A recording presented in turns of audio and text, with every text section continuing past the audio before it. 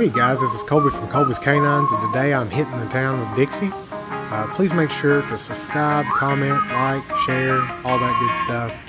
That kind of stuff really helps me out. I really appreciate it. So if you've watched some of the shorts that I've done with her, Dixie is a very, very sensitive dog. She's also a reactive dog, so her reactivity is why she's with me. A little background first. So me and Dixie, we've worked on a lot of basic kind of stuff in more of a controlled environment. You know, I knew how sensitive she was to things going on out in the world, people, dogs, stuff like that. So, you know, I really worked on her having stuff down before we ventured out into the world. And I think that's important for any dog, right? But one thing you're going to see here is it's going to look like maybe this is the first time I'm ever working with her.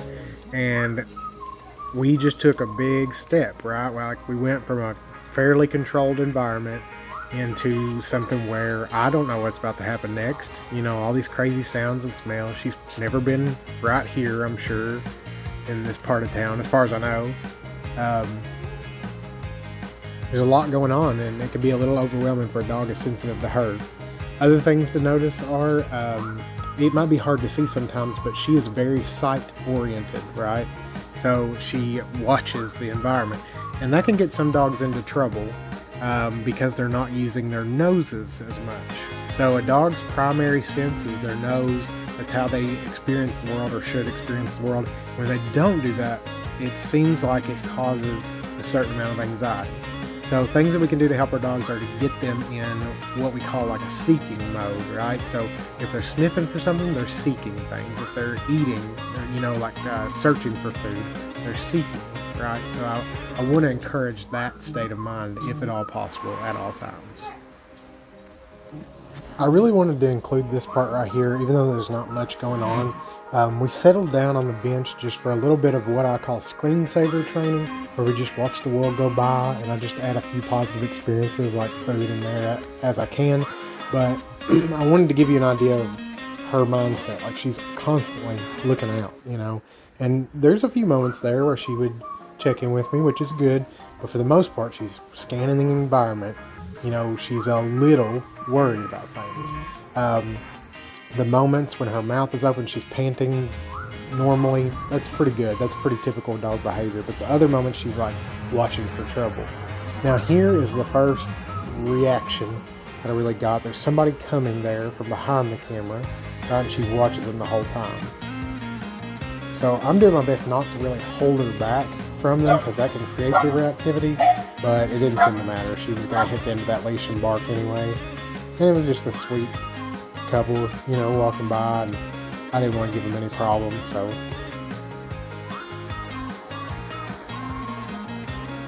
I just try to keep that leash relaxed as much as I can and just let her watch them. No big deal.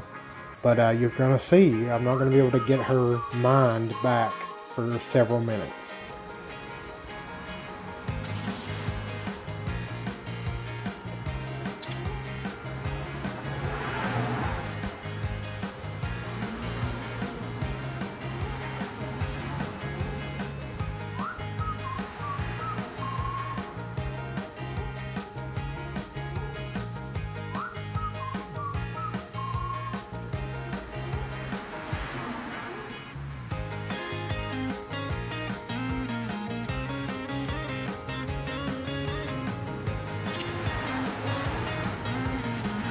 So we're starting to get back where we were. I mean, she's still scanning the environment, but, you know, she's okay.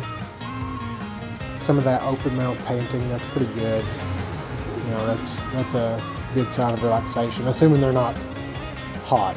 You know, if it's a really hot day, that might be something else, but that right there, she's pretty comfortable. Now right here, Dad and his little boy come around in the corner, right? I don't know how she's going to react to children, so I'm trying to get her attention. I've got that leash short enough for sure nobody's in trouble.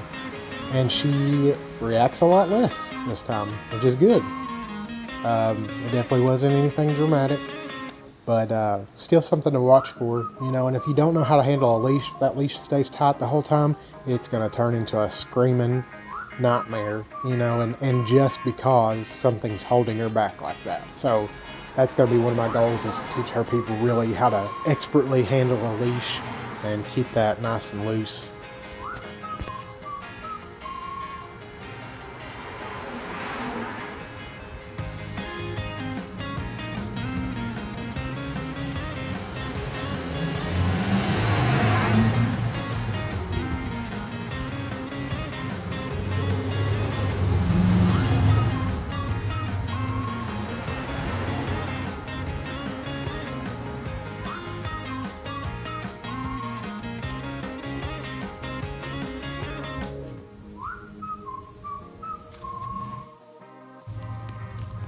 Now we're on the move again, and you'll probably notice throughout this video, you know, I do a lot of stopping and then waiting for that leash to get loose again and then moving on.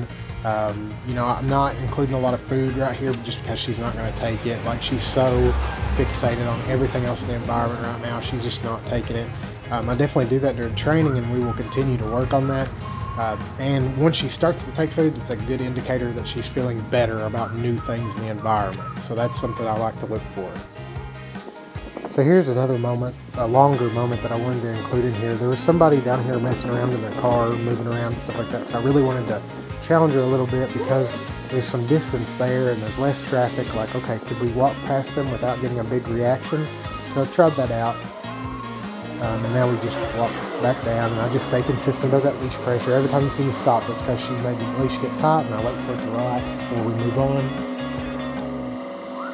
Now I'm super consistent, 100% consistent, 99%, not 98%, like no, like 100 out of 100 times I'm going to stop if that leash gets tight.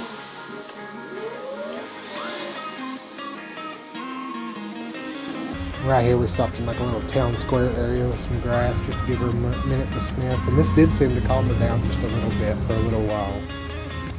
Now we carry on, we're heading back toward the car, but we're just going to stay consistent about that leash, right? So sometimes you'll see me like walk backwards and stuff like that. I don't want it to become predictable that I'm going to stop and then she's going to relax and then we're going to go forward, because then you're just going to have a dog that does that constantly. Sometimes I'll walk away, sometimes I'll walk backwards, sometimes I'll make a circle. I make it so that it's not exactly predictable.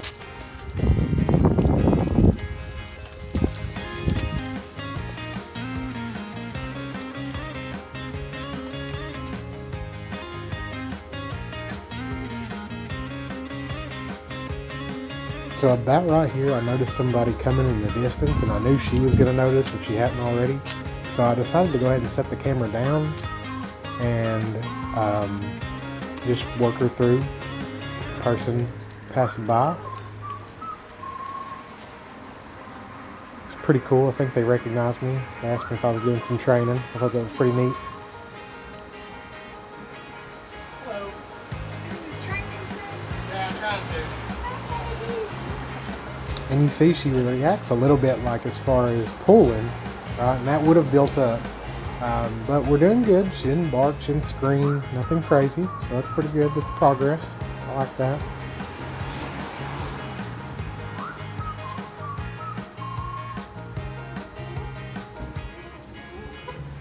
Hey guys, just a little reminder, please like, comment, subscribe, share, all that good stuff. That stuff really helps me out. I really appreciate it.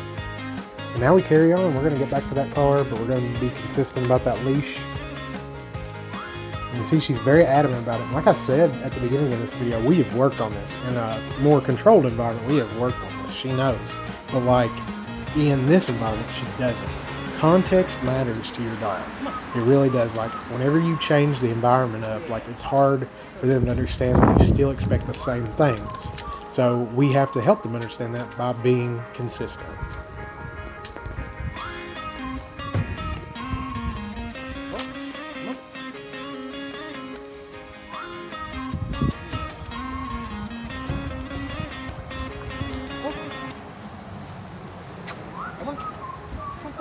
Right here we're walking past one of mine and my wife's favorite restaurants, Mordecai's in Springfield, Kentucky. Highly recommend. Good little place to eat.